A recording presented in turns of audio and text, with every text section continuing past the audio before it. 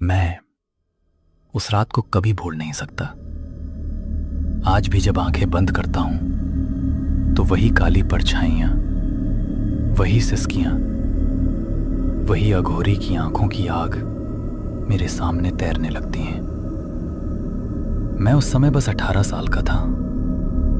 एक छोटा सा गांव है हमारा, चारों तरफ जंगल, टेढ़ी मेढ़ी पगडंडियां और दूर दूर तक फैली वीरानी।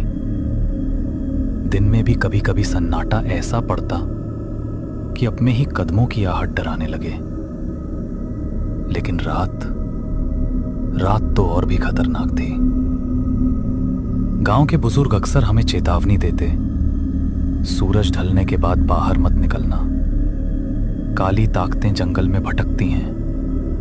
हम लोग हंसकर टाल देते, लगता कि बस बूढ़ों की बातें हैं, बच्चों को डराने के लिए। लेकिन उस रात मुझे एहसास हुआ कि वे सब बातें सच थीं। वो अमावस की रात थी। चांद तो था ही नहीं, बस आसमान में बिखरे हुए अनगिनत तारे। मगर उनकी रोशनी भी घने बादलों और ऊंचे पेड़ों की डालियों के पीछे खो गई थी। मैं शहर से लौट रहा था। शाम की बैलगाड़ी छूट गई थी, इसलिए अकेले ही पगडंडी पकड़ ली। सोच रहा था कि धीरे धीरे चलकर गांव पहुंच जाऊंगा। जैसे जैसे मैं जंगल के भीतर घुसता गया, चारों तरफ का सन्नाटा गहरा होता गया। झींगुरों की आवाज, रात में उड़ते चमगादड़ों की परछाइयां और बीच बीच में कहीं से कुत्ते के भौंकने की आवाज। मेरे कदम भारी होते जा रहे थे। मुझे खुद नहीं पता था कि क्यों, लेकिन उस रात हर पेड़, हर झाड़ी जैसे मुझे घूर रही थी। अचानक हवा चली, इतनी ठंडी की हड्डियों तक उतर गई। मैंने कांपते हुए अपने हाथ बांध लिए। कुछ दूर जाने के बाद मुझे हल्की हल्की आवाजें सुनाई दी। पहले तो लगा शायद किसी शिकारी ने आग जलाई होगी या फिर कोई गांव का आदमी गाने गा रहा होगा। लेकिन ध्यान से सुना तो समझ आया, वो आवाज मंत्रोच्चारण की थी। शब्द समझ नहीं आ रहे थे, लेकिन सुर इतने भारी और गहरे थे कि दिल की धड़कन तेज हो गई। ओम क्षरौं ह्रीं क्लीं। मैं ठिठक गया। सोचा कि लौट जाऊं, लेकिन उत्सुकता भी बढ़ रही थी। आवाज के पीछे पीछे दबे पांव आगे बढ़ा। कुछ ही देर बाद मेरे सामने एक खुला मैदान आया। बीचों बीच अग्नि का गोल चक्र जल रहा था। उसके चारों ओर काले कपड़ों में एक बूढ़ा अघोरी बैठा था, बाल बिखरे हुए, शरीर पर भस्म लगी हुई, गले में असंख्य रुद्राक्ष और हड्डियों की माला। वो अग्नि के सामने झूम झूम कर मंत्र पढ़ रहा था। चारों तरफ अजीब सी चीजें बिखरी हुई थी, खोपड़ियां, राख, काले तावीज और एक मिट्टी का बड़ा घड़ा जिसमें काला तरल उबल रहा था। मेरे पैरों के नीचे से जमीन जैसे खिसक गई। मैंने पहली बार इतने पास से अघोरी को देखा था। अघोरी के पास एक छोटा बच्चा बंधा हुआ था। वो बार बार छटपटाकर रो रहा था, मगर अघोरी उस पर ध्यान ही नहीं दे रहा था। मैं समझ गया कि यह साधारण पूजा नहीं थी, ये बलि थी। मेरा गला सूख गया। मैं छिपकर एक पेड़ के पीछे खड़ा हो गया। अघोरी ने दोनों हाथ आसमान की तरफ उठाए और जोर से चिल्लाया, आज ये रात्रि तुम्हें अर्पित है। आज मैं इस मासूम की सांसों से उस प्राचीन पिशाच को पुनर्जीवित करूंगा। आओ, प्रकट हो।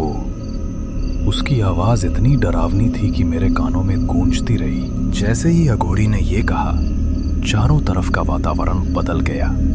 अचानक हवा बंद हो गई, पेड़ की टहनियां जड़ हो गईं, जैसे किसी ने उन्हें रोक दिया हो। चारों तरफ गहरी स्याही छा गई और फिर वो मिट्टी का घड़ा हिलने लगा। उससे काला धुआं निकलकर ऊपर उठने लगा और अजीब सी आकृतियां बनाने लगा। रोंगटे खड़े हो गए। मैं समझ गया, ये इंसानी दुनिया का काम नहीं था। उस पल मैंने सोचा भाग जाऊं, लेकिन पैरों में जैसे जान ही नहीं थी। मैं बस खड़ा रहा, कांपता रहा और देखता रहा। मुझे नहीं पता था कि आगे क्या होने वाला है। बस इतना समझ रहा था कि कुछ बहुत बुरा होने वाला है। अघोरी ने अचानक एक चाकू उठाया और उस बच्चे के गले के पास ले गया। उसकी आंखें और भी लाल हो गईं। उसने आसमान की तरफ देखा और चीखा, जागो, जागो, ओ प्रेतात्मा, इस रक्त से तुम्हारा पुनर्जन्म होगा। और तभी काले धुएं से बनी एक परछाई धीरे धीरे उस बच्चे की तरफ झुकने लगी। उस रात जब मैंने अघोरी बाबा को उस मासूम बच्चे पर चाकू उठाते देखा, मेरी आत्मा जैसे जम गई थी। मेरे सामने जिंदगी और मौत का ऐसा खेल हो रहा था जिसका मैंने सिर्फ किस्सों में सुना था। मैं भागना चाहता था, चीखना चाहता था, लेकिन मेरे होंठ बंद थे, गला सूख चुका था। कहीं ना कहीं मुझे लग रहा था कि अगर मैंने कोई हरकत की तो अघोरी मुझे भी पकड़ लेगा। अघोरी ने मंत्र पढ़ते हुए धीरे धीरे उस चाकू को बच्चे की गर्दन पर चलाया। उसकी चीख रात के सन्नाटे को चीरती हुई मेरे कानों तक पहुंची, बचाओ अम्मा। लेकिन वहां सुनने वाला कौन था? सिर्फ मैं और वो अघोरी।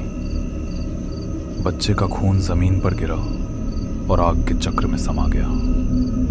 तुरंत ही अग्नि का रंग बदलने लगा, पीला से लाल, लाल से काला। धुआं और भी गाढ़ा हो गया। मैंने देखा कि वो काला धुआं सर्द की तरह लहराता हुआ उस बच्चे के शरीर के चारों तरफ घूमने लगा। अचानक जमीन थरथराने लगी। चारों ओर से जैसे कोई अजीब शक्ति बाहर निकल रही थी। पेड़ की डालियां जोर जोर से हिलने लगीं, जबकि हवा बिल्कुल बंद थी। जमीन के नीचे से घुटी हुई आवाजें आ रही थीं। आह, हा, आह। मैंने डर के मारे आंखें बंद कर ली, लेकिन फिर भी सब कुछ सुन पा रहा था। अघोरी और जोर से मंत्रोच्चारण करने लगा। ओम क्षौंग ह्रीं क्लीं काल भैरवाय नमः। आओ आओ, लौट आओ इस धरती पर। उसकी आवाज इतनी भारी थी कि कान फटने लगे। कुछ ही पलों बाद मैंने वो देखा जो शायद कोई भी इंसान नहीं देखना चाहेगा। अचानक आग की लपटों के बीच से एक परछाई उठने लगी। पहले धुएं जैसा धुंधला आकार, फिर धीरे धीरे इंसानी शक्ल लेने लगा। लेकिन वो इंसान नहीं था, वो पिशाच था। लंबा दुबला झुका हुआ शरीर, आंखें बिल्कुल खून जैसी लाल, दांत इतने बड़े और नुकीले कि सीधा गले में धंस जाएं, हाथ पैर टेढ़े मेढ़े, नाखून पंजों जैसे। मैंने सांस रोक ली। दिल की धड़कन इतनी तेज थी कि लगा अघोरी को भी सुनाई दे जाएगी। जैसे ही वो पिशाच पूरी तरह प्रकट हुआ, उसकी नजर उस मासूम बच्चे पर पड़ी। बच्चा अभी भी कराह रहा था, लेकिन उसकी आवाज अब धीमी हो गई थी। पिशाच ने अजीब सी गुर्राहट निकाली और झपट कर उसके ऊपर जा गिरा। मैंने अपनी आंखों से देखा, उसने बच्चे की गर्दन में अपने दांत गला दिए। खून की बूंदें आग की रोशनी में चमक रही थीं। बच्चे की चीख धीरे धीरे खामोशी में बदल गई। मैंने मुंह पर हाथ रख लिया ताकि अपनी चीख दबा सकूं। मेरा पूरा शरीर कांप रहा था। अघोरी ने दोनों हाथ आसमान की तरफ उठाए और जोर जोर से हंसने लगा। सफल हुआ मैं, जग गया। सदियों पुराना पिशाच जग गया। अब मेरे पास वो ताकत होगी जो किसी के पास नहीं। उसकी हंसी जंगल में गूंज रही थी। हर पेड़ हर पत्ता जैसे कांप रहा था। पिशाच ने बच्चे को जमीन पर गिरा दिया। उसकी लाइफलेस आंखें अब सिर्फ ऊपर छत की तरफ देख रही थीं। मेरा दिल टूट गया, लेकिन डर इतना था कि मैं कुछ कर भी नहीं पाया। पिशाच धीरे धीरे खड़ा हुआ। उसकी कुर्राहट से जमीन कांप रही थी। उसने अघोरी की तरफ देखा और भारी आवाज में बोला, किसने जगाया मुझे? किसकी हिम्मत हुई मेरी नींद तोड़ने की? अघोरी ने मुस्कुराते हुए झुककर कहा, मैंने, ओ प्रेतात्मा, मैंने तुम्हें जगाया है। अब तुम मेरे अधीन हो, मेरे आदेश पर काम करोगे। पिशाच ने गुर्राहट की। कोई भी पिशाच किसी इंसान का दास नहीं होता। अघोरी की आंखों में गुस्सा चमका। मत भूलो, मैंने तुम्हें बलि देकर जगाया है। तुम्हारी शक्ति अब मेरे नियंत्रण में है। दोनों की नजरें मिली।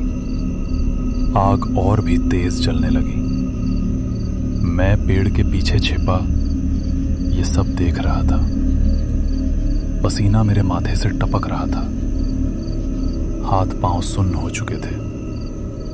मैं सोच रहा था, अगर पिशाच ने मुझे देख लिया तो मेरा भी वही हाल होगा, और अगर अघोरी को पता चल गया कि मैं गवाह हूं तो वो मुझे भी बलि चढ़ा देगा। मगर भागना भी संभव नहीं था। एक छोटा सा पत्ता भी अगर मेरे पैरों के नीचे दबा तो आवाज होगी। अघोरी अग्नि में आहुति देकर बोला, तुम्हें दुनिया में जगह चाहिए तो मेरे साथ रहना होगा। मैं तुम्हें रक्त दूंगा, बलि दूंगा, और तुम मुझे अमर बना दोगे। पिशाच ने लंबी सांस ली। ठीक है, मैं तुम्हारे साथ रहूंगा, लेकिन याद रखना, मेरे भूख की कोई सीमा नहीं। अगर तुमने एक भी दिन रक्त नहीं दिया तो सबसे पहले तुम्हें ही निगल जाऊंगा। अघोरी मुस्कुराया। यही सौदा है, और यही काला जादू का सच। उस रात मैंने अपने सामने एक इंसान और एक पिशाच के बीच ये सौदा होते देखा। मेरी आत्मा कांप उठी थी। मैं समझ गया था कि ये सिर्फ उस बच्चे की मौत पर खत्म नहीं होगा। ये तो बस शुरुआत थी।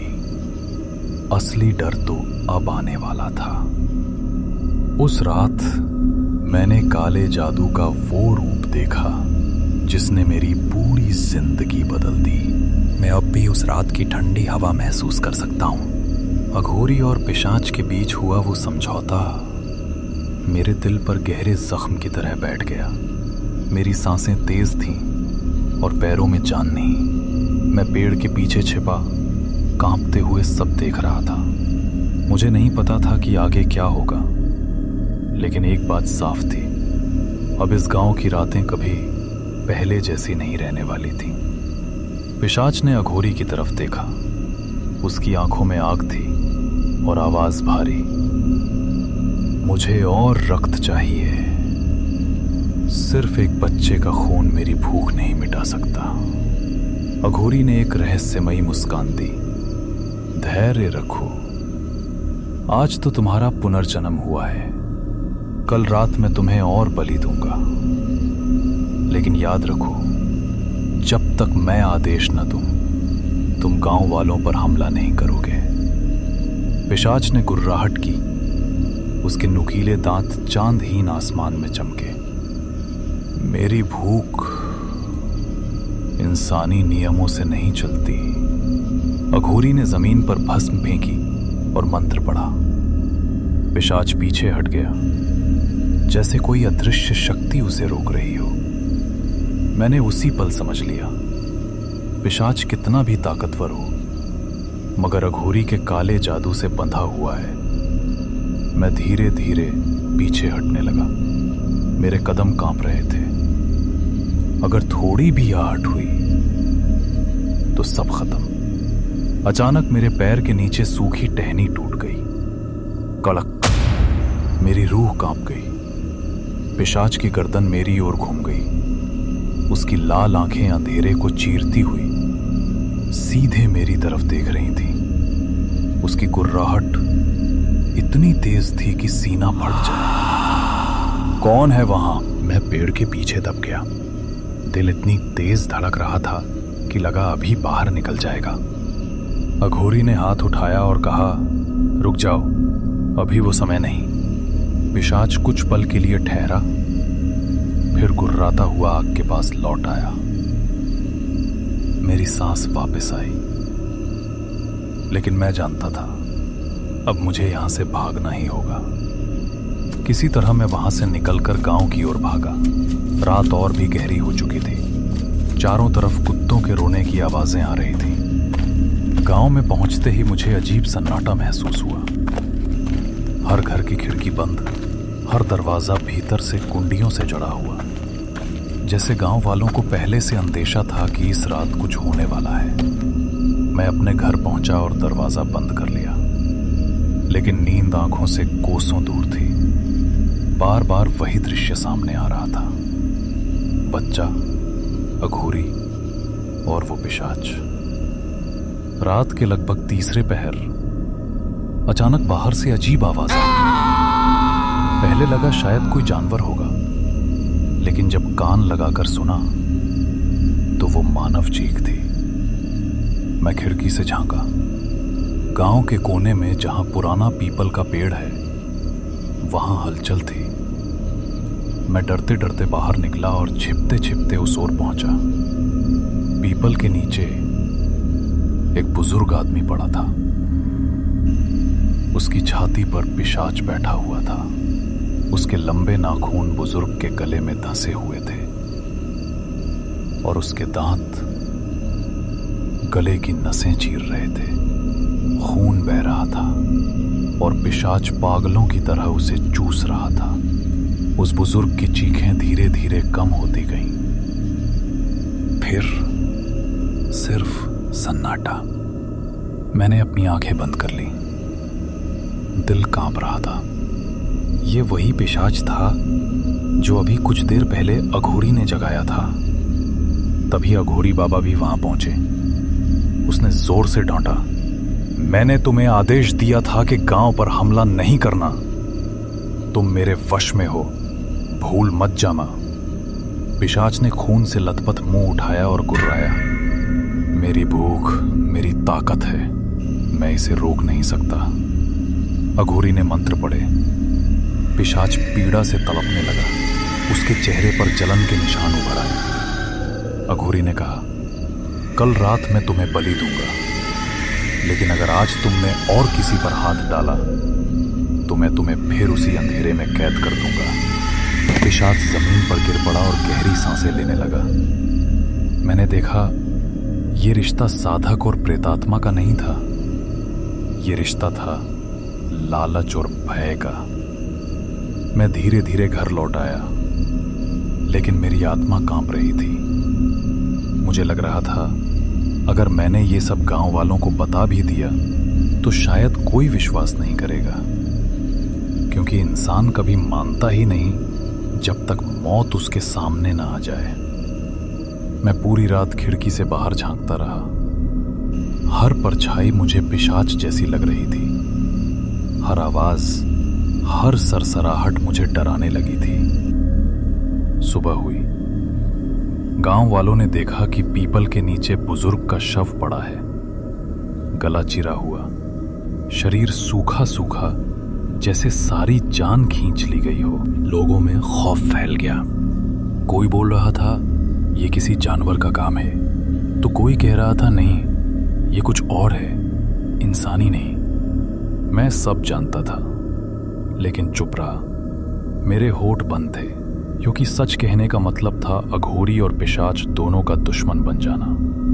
उस रात मैंने पहली बार पिशाच को किसी निर्दोष इंसान का खून चूसते देखा, और उसी रात समझ गया कि ये काला खेल अब यही नहीं रुकेगा। गांव में अब मौत की परछाई उतर चुकी थी। हर रात कोई ना कोई उसकी भूख का शिकार बनने वाला था। अगली रात गांव पूरी तरह सो रहा था। चांद नहीं था, और अंधेरा हर घर में घुस चुका था।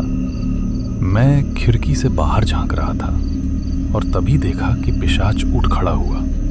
उसकी लाल आंखें अंधेरे में चमक रही थीं। उसके लंबे हाथ और पंजों से हर कदम पे डर फैल रहा था। उसने धीरे धीरे गांव की गलियों में कदम रखा। रास्ते पर पड़े कंकाल और टूटे हुए दरवाजे उसके आगमन का संकेत थे। गांव के कुछ लोग अभी भी अपने घरों में छिपे थे। मैं घर पर छिपा हर हलचल देख रहा था। हर चीख, हर आवाज मेरे लिए मौत का इशारा थी। जैसे ही पिशाच एक घर के दरवाजे पर झांका, अघोरी बाबा वहां प्रकट हुए। उनके हाथों में तावीज और मंत्र की किताब थी। उन्होंने जोर से मंत्र पढ़ना शुरू किया। ओ शक्तिशाली प्रेतात्मा, मेरे आदेश के बिना कहीं न जाओ। तुम्हारी भूख को मेरे द्वारा सीमित किया जाएगा। पिशाच ने गुर्राया। उसकी लाल आंखों में आग और क्रोध झलक रहा था। उसने झपटने की कोशिश की, लेकिन अघोरी के मंत्र की शक्ति ने उसे रोक दिया। उसका गुर्राना और दांत चमकना दोनों मिलकर डरावनी आवाज पैदा कर रहे थे। मैंने देखा कि अघोरी का नियंत्रण केवल रात तक ही प्रभावी था। दिन के उजाले में पिशाच फिर छिप जाता, लेकिन उसकी भूख कहीं नहीं जाती। मैं अब पूरी तरह से डर में था। हर घर में चीखें, हर सड़क पर खून की बूंदें। मैं छिपकर देख रहा था कि पिशाच निर्दोष इंसानों पर हमला कर रहा है। एक घर के अंदर मैंने देखा कि एक महिला और बच्चा डर के मारे कांप रहे थे। पिशाच उनके कमरे की खिड़की के पास आया। मैंने अपनी सांस रोक ली और दिल से प्रार्थना की कि वो उन्हें ना देखे। अघोरी ने दूर से मंत्र पढ़ना शुरू किया।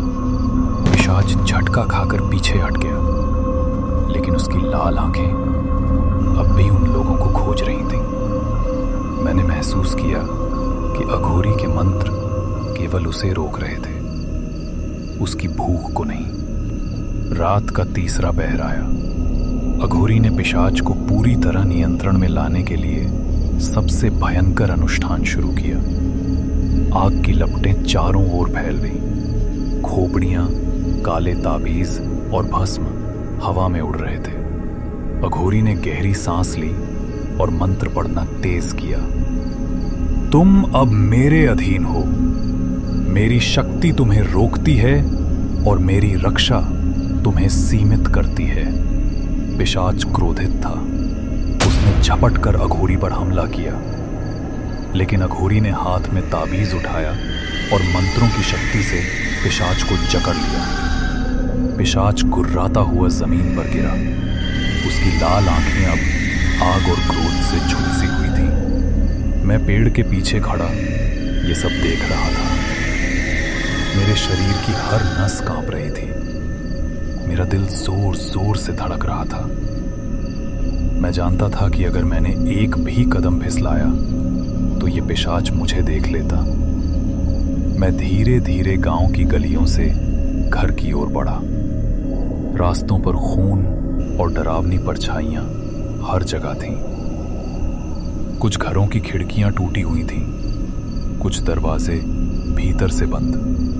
मैंने देखा कि जो लोग छिपे थे वे अब बाहर आने की हिम्मत नहीं कर रहे थे। अघोरी ने पिशाच को रात भर मंत्रों के द्वारा नियंत्रित किया। पिशाच धीरे धीरे शांत हुआ, लेकिन उसकी आंखों में लालच और भूख अब भी दिख रही थी।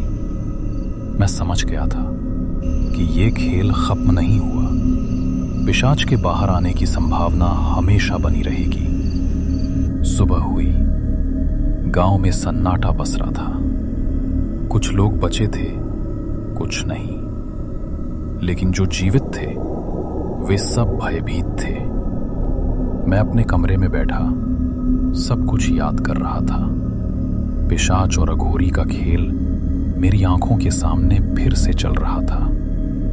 मैंने समझ लिया कि काला जादू हमेशा छिपा रहता है, और अगर अघोरी ने कभी अपनी रक्षा छोड़ी तो पिशाच फिर बाहर आ जाएगा। मैंने उस रात देखा कि इंसानियत और अंधकार के बीच का फर्क कितना पतला होता है। अघोरी ने पिशाच को रोका, लेकिन उसका लालच और भूख कभी खत्म नहीं होगी। और मैं सिर्फ एक गवाह हूं। जो देखा उसे मैं हमेशा याद रखूंगा। काला जादू कभी मरता नहीं।